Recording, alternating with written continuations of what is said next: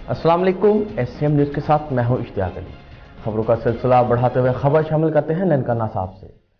DPO Nankana captain retired Mansoor Aman ने ननकाना साहब में कार और मोटरसाइकिल चोरी की बढ़ती हुई वारदातों के पेश नज़र DSP circle Ghulam Mustafa, SHO सी ननकाना साहब तस्वर मुनीर को इन चोरों को पकड़ने का टास्क दिया, जिस पर एसएचओ ननकाना साहब ने अपनी हमराही टीम के हमरा अपनी पेशावराना और तकनीकी महारत को इस्तेमाल करते हुए 2 रुकनी चोर गैंग शाहद और उमर दराज को गिरफ्तार करके उनके खिलाफ मुकदमा दर्ज कर लिया और इनसे 2 अदद कल्टस कार, 1 अदद मेहरान कार, 5 मोटरसाइकिलें और 2.5 लाख रुपए नकदी बरामद कर ली। ये मुलजमान पहले भी कई बार जेल की हवा खा चुके हैं।